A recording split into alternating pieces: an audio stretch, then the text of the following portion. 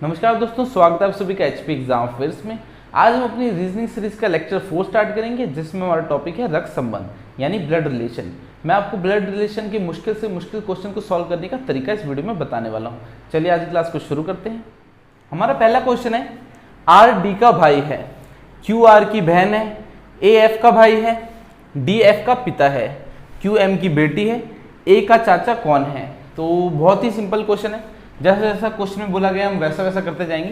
तो पहली स्टेटमेंट क्या दिए, आर डी का भाई है, तो हमें ड्रॉ करना है ताकि हमें याद रहे कौन किसके साथ किसका क्या रिलेशन है, और जैसे जैसे हम ड्रॉ करते जाएंगे वैसे वैसे हमारा आंसर आता जाएगा। तो आर और डी में रिलेशन है, तो आर और डी में मैं डबल साइड एरो लगा के लिख देता हूँ। आर डी का भाई है तो आर के नीचे भाई लिख लो क्योंकि ये भाई है इसका, ठीक है। आर और डी में रिलेशन था। अब अगली स्टेटमेंट में क्या दिया है, क्यू आर की बहन है, क्यू आर की बहन है, आर देखिए यहाँ लिखा हुआ था तो क्यू और आर में डबल एरो लगा लेते हैं। क्यू आर की बहन है तो इसके नीचे बहन भी लिख लेते हैं ताकि हमें पता लगे क्या रिलेशन है, ठीक है। तो अब देखिए तीनों में रिलेशन आ गया।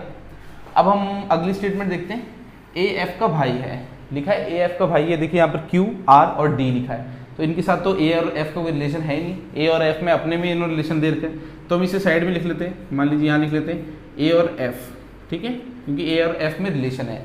तो ए और एफ में क्या रिलेशन है, ए एफ का भाई है तो ए के नीचे भाई लिख लो, ठीक है। ए एफ का भाई है तो ए के नीचे हमने भाई लिख लिया।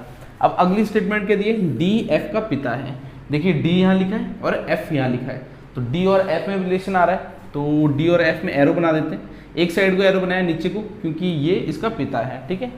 तो यहाँ पर पिता लिख लीजिए, डी जो है वो एफ का पिता है, ठीक है। डी अगर एफ का पिता है तो ए का भी तो पिता हुआ, क्योंकि देखिए एफ का भाई कौन है, ए, तो देखिए ऐसे रिलेशन हमें पता लग रहा है। अब हमें पता है ए का पिता भी डी है, एफ का पिता भी डी है। अब आगे वाली स्टेटमेंट में क्या दिया है, क्यू एम की बेटी है, तो क्यू का लिखा है, क्यू देखिए यहाँ लिखा है और एम नया कुछ नया पर्सन है, ठीक है। तो क्यू एम की बेटी है तो यहाँ पर बेटी लिख लो, ये इसकी बेटी है, ठीक है। क्यू एम की बेटी है तो एम हमने ऊपर लिखा क्योंकि ये इसकी मम्मी होगी, क्यू एम की बेटी, तो क्यू नीचे लिखा है हमने क्योंकि ये इसकी बेटी है। फिर देखिए अब हमें पता लग गया आर है, ये भी इसका बेटा है क्योंकि ये क्यू और आर रिलेशन क्या है, ये बहन भाई है। तो एम की बेटी कौन है, क्यू है, और बेटा कौन है, आर है। तो ऐसे हमें पता लग गया रिलेशन। मगर हमसे क्वेश्चन में क्या पूछा हम वो देखते। वो लास्ट स्टेटमेंट क्या दिए, ए का चाचा कौन है, तो हमें बताना है कि ए का चाचा कौन है। बहुत ही सिंपल है। अब ए कहाँ दे रखा है, ए यहाँ दे रखा है, ए का चाचा कौन हुआ, चाचा का मतलब क्या हुआ, आपके जो पिताजी होंगे उनके भाई।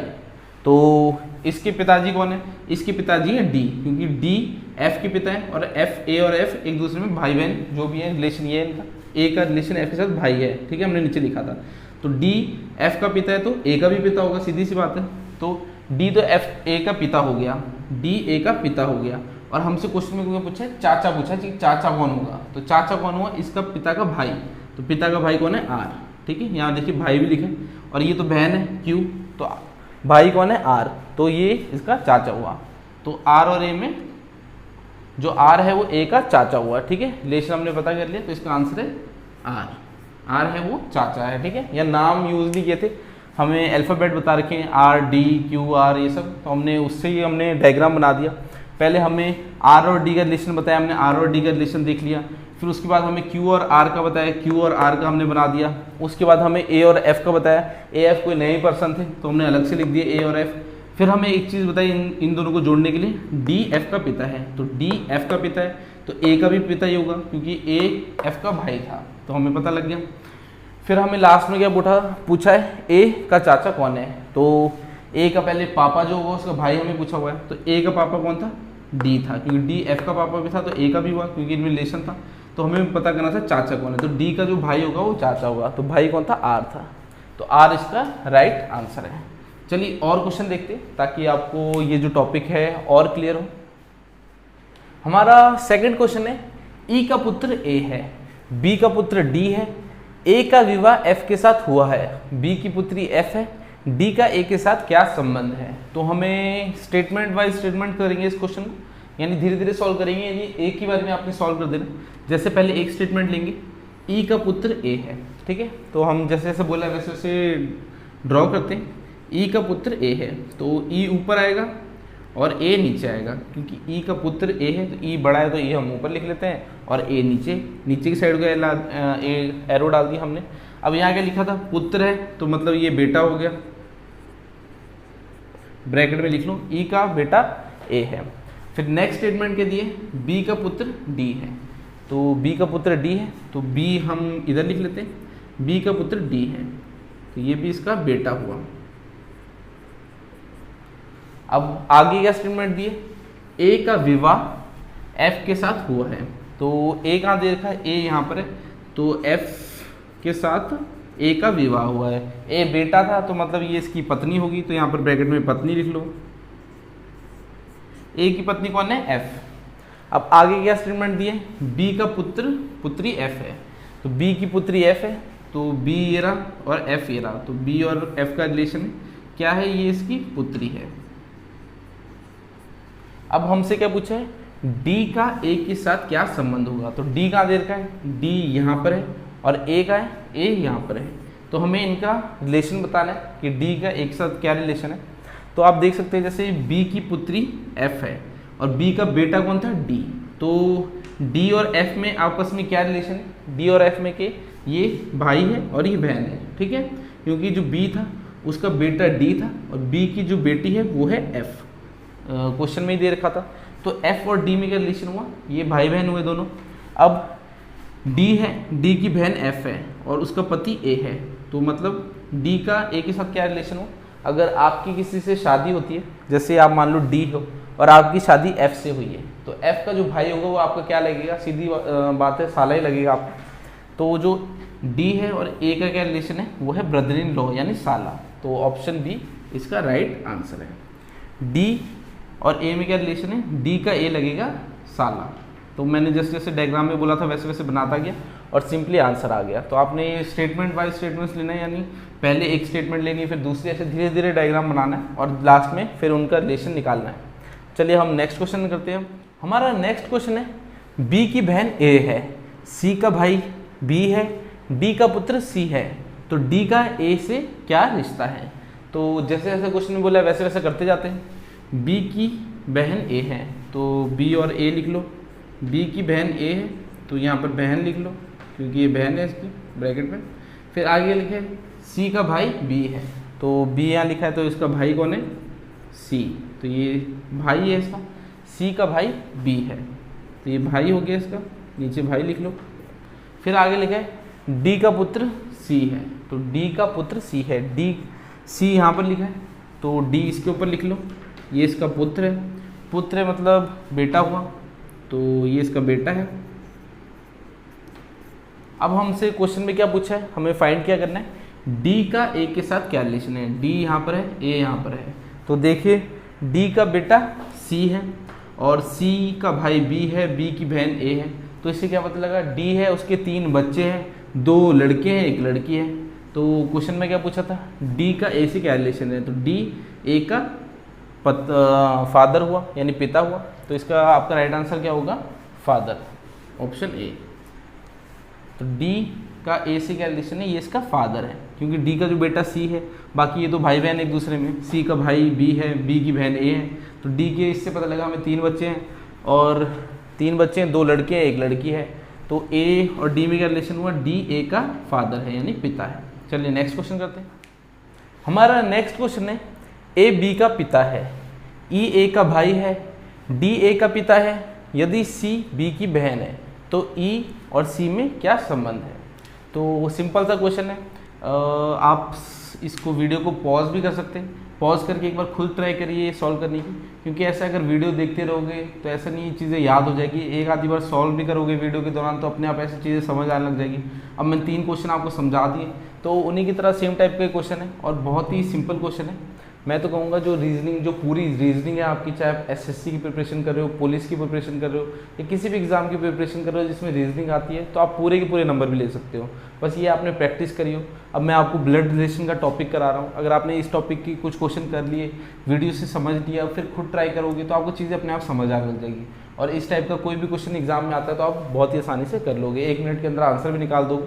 तो ड्रॉ ही करना है, स्टेटमेंट देखनी है, पहली स्टेटमेंट लेनी है, जैसे कि पहली स्टेटमेंट हमने ली, ए बी का पिता है, तो ए ऊपर लिख लो, बी नीचे लिख लो। ए बी का पिता है, फिर लिखा है ई ए का भाई है। तो ए कहाँ पर है, ए यहाँ पर है, तो इसके साथ रिलेशन दे दो ई, ये इसका भाई है तो यहाँ भाई लिख लेते हैं।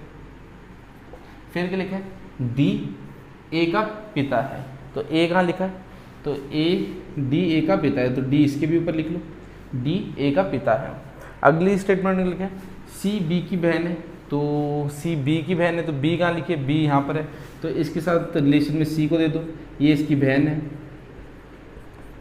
अब हमें क्वेश्चन में क्या पूछा है, ई और सी का रिलेशन क्या है, तो ई का सी से क्या संबंध है, तो देखिए ई यहाँ पर है और सी यहाँ पर है।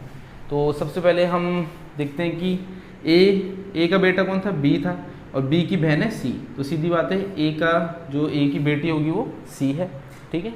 तो ये रिलेशन हुआ, क्योंकि बी की जो बहन है वो सी है, तो ये भाई बहन हुए।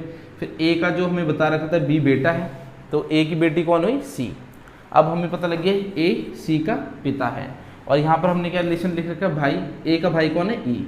तो अगर आप सी हो, मान लो आपके जो ये पिताजी इसमें दे रखे ए है, तो आपके ई क्या लगे, जो पिताजी के भाई हैं वो क्या लगेंगे, वो लगेंगे चाचा, ठीक है। तो सी के जो पिता है वो ए है, ए के भाई है ई, तो पिता के जो आपके पिता होंगे उसके भाई चाचा लगते हैं, तो ई क्या लगा, ई लगा चाचा, ठीक है। तो चाचा इसमें रिलेशन है, चाचा अंकल, डी ऑप्शन, ठीक है, डी ऑप्शन इसका राइट आंसर है। तो जैसा जैसा स्टेटमेंट बोली गई है वैसे वैसे बनाते जाओ, फिर लास्ट में रिलेशन देख लो किसका, जो आपको लास्ट में दो बोलेंगे उनका रिलेशन देख लेना क्या बन रहा है। तो बहुत ही सिंपल क्वेश्चन है। चलिए हम नेक्स्ट क्वेश्चन करते हैं। हमारा नेक्स्ट क्वेश्चन है, एक आदमी ने कहा यह लड़की मेरी माँ के पोते की पत्नी है, वह आदमी लड़की का कौन लगता है। तो क्वेश्चन तो सिंपल ही है, बस थोड़ा घुमा के बोल दिया। तो हम स्टेप बाय स्टेप करेंगे, वैसे ही डायग्राम बनाएंगे जैसे हम पहले बना रहे थे। तो बोला क्या है, एक आदमी है, तो आदमी लिख लेते हैं, मान लो एक आदमी है। फिर बोल रहा है यह लड़की, उसने कहा कि यह लड़की मेरी माँ, तो यह लड़की एक लड़की भी है, ठीक है, एक लड़की है। कह रहा है यह लड़की मेरी माँ के, तो इसकी माँ होगी एक, मेरी माँ के पोते की पत्नी है, तो इसकी माँ आदमी की माँ के पोते की, तो इसकी माँ के पोता कौन हुआ, जो इसका बेटा होगा। सीधी सी बात है, इस आदमी का जो बेटा होगा वही इसकी माँ का पोता होगा। तो क्वेश्चन में क्या बोल रहा है, यह लड़की मेरी माँ के पोते, पोता कौन, इसका बेटा हुआ, की पत्नी है, तो जो इसका पोता हुआ उसकी पत्नी है, यहाँ ब्रैकेट में लिख लेते पत्नी है, ठीक है। तो जो आदमी है उसके बेटे की पत्नी है वो लड़की, ठीक है। तो सीधा पता लग रहा है, हमने धीरे धीरे करना है, ऐसे नहीं पूरा ही लाइन आपने एक बारी में करने लग जाना, धीरे धीरे पकड़ना। आपने पहले लिखना एक आदमी है, तो आदमी हमने लिख लिया। फिर बोल रहा है उसमें वो क्या कहता है कि यह लड़की, यानी कोई लड़की है, ये हमने लड़की लिख ली। मेरी माँ, तो इसकी माँ हमने एरो बना के ऊपर माँ लिख लिया, क्योंकि माँ बड़ी हुई तो ऊपर ही आएगी।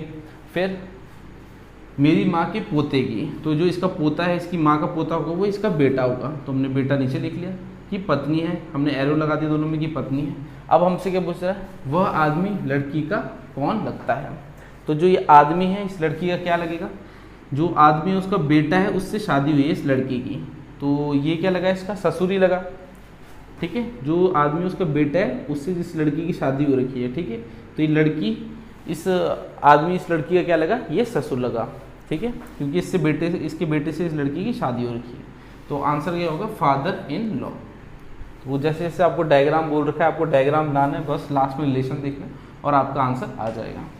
हर साल इंडिया में एसएससी की हज़ारों पोस्ट आती है, बट मैक्सिमम स्टूडेंट्स पेपर की सही नॉलेज ना होने की वजह से एग्जाम में अच्छा स्कोर नहीं कर पाते हैं।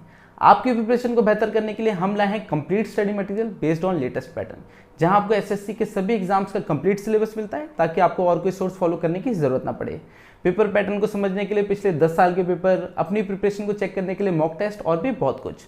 हमारे स्टूडेंट्स ने इस कोर्स को फॉलो करके एसएससी के डिफरेंट एग्जाम्स क्वालिफाई करे हैं। इस कोर्स की फीस है 299 रुपीज़, और अगर आप भी अपनी प्रिपरेशन और स्टूडेंट से एक स्टेप आगे रखना चाहते हैं तो स्क्रीन पे दिए नंबर पे अभी व्हाट्सएप करें। नेक्स्ट क्वेश्चन है, एक पुरुष की ओर संकेत करते हुए रीना ने कहा, यह मेरी दादी का इकलौती संतान का पुत्र है। वह पुरुष रीना से किस प्रकार संबंधित है। तो बोल रहा है एक पुरुष की ओर संकेत करते हुए, पुरुष है, मान लो यहाँ लिख लेते हैं पुरुष है कोई, उसकी ओर संकेत करते हुए रीना है, डायग्राम बना रहे हैं, ठीक है। रीना ने कहा यह मेरी दादी की इकलौती संतान का पुत्र है। तो रीना की दादी कौन हुई? पहले तो उसके पिता होंगे, फिर उसके जो मम्मी होगी वो उसकी दादी होगी, ठीक है, ये होगी दादी। दादी यहाँ पर आएगी। तो बोल रहा है यह मेरी दादी, दादी हमने ड्रॉ कर ली, कहाँ पर होगी कि इकलौती संतान। तो दादी की इकलौती संतान यानी उसके पिता, ठीक है, उसके पिता इकलौती संतान है, ना कोई भाई होगा और ना कोई बहन होगी, तो इकलौती संतान है, जो उसके पिता हैं वो इकलौती संतान है। तो कह रहा है यह मेरी दादी की इकलौती, यह मेरी रीना की जो दादी थी, ये दादी है, उसकी इकलौती संतान यानी उसके पिता का पुत्र है। तो उसके पिता का पुत्र है, तो ये जो पुरुष है ये पुत्र है, ठीक है, उसके पिता का पुत्र है। तो वो रिलेशन क्या हुआ, ये रीना का जो पिता है उसका एक पुत्र है, तो रीना और ये जो पुरुष है ये क्या हुआ, ये भाई बहन हुए। तो इसका जो राइट आंसर होगा वो होगा ब्रदर। तो ये जो पुरुष है ये क्या लगेगा रीना का, ये लगेगा ब्रदर। तो ऑप्शन बी इसका राइट आंसर है। तो देखिए जैसे जैसे डायग्राम बनाया था, पहले इसने पुरुष बोला, एक पुरुष की ओर संकेत करते पुरुष लिख दिया हमने। रीना ने कहा कि रीना की जो दादी है उसकी इकलौती संतान का पुत्र है, तो हमने रीना बनाई, रीना लिख दिया। उसकी दादी कहाँ आएगी, उसके पिता के ऊपर आएगी, तो पिता की जगह पिता के ऊपर हमने दादी लिख दी। फिर बोला इकलौती संतान दादी की, तो हमने पता लग गया उसके पिता वो इकलौती है, उसका कोई भाई नहीं है, यानी कोई चाचा नहीं है उसके, ना कुछ है। तो जो रीना के पापा हैं वो इकलौते थे, ठीक है, तो उसका पुत्र है, तो मतलब रीना और जो पुरुष है वो क्या हुआ, रीना का भाई हुआ, ठीक है। तो इसका आंसर है ब्रदर। तो आज की क्लास हमारी इतनी थी। मैंने आपको ब्लड रिलेशन के सारे इंपॉर्टेंट क्वेश्चंस करा दिए। अगर अब आपके एग्जाम में कोई भी क्वेश्चन आता है इस टॉपिक से रिलेटेड तो आप बहुत ही आसानी से कर दोगे, बट शर्त यह है कि आप प्रैक्टिस ज़रूर करना। ऐसा नहीं कि वीडियो देख ली तो आपको सब कुछ समझ आ गया, थोड़ा प्रैक्टिस करोगे तो आप इजीली क्वेश्चंस को समझ लोगे और आंसर निकाल लोगे। ऐसा नहीं है, बहुत ही ईजी टॉपिक है और इससे फ्री का नंबर भी बोल सकते हैं। जो पूरी रीजनिंग है वो फ्री के नंबर ही है। अगर आपको रीजनिंग में 20 क्वेश्चन आ रहे तो आप 20 की 20 भी सही कर सकते हो। मेन चीज़ है प्रैक्टिस, जितनी आप प्रैक्टिस करोगे उतना आपका परफेक्शन बढ़ेगा, उतनी जल्दी आप आंसर निकाल लोगे। चलिए मैं आपसे अगली क्लास में मिलता हूँ, तब तक के लिए शब्बा खैर, थैंक यू।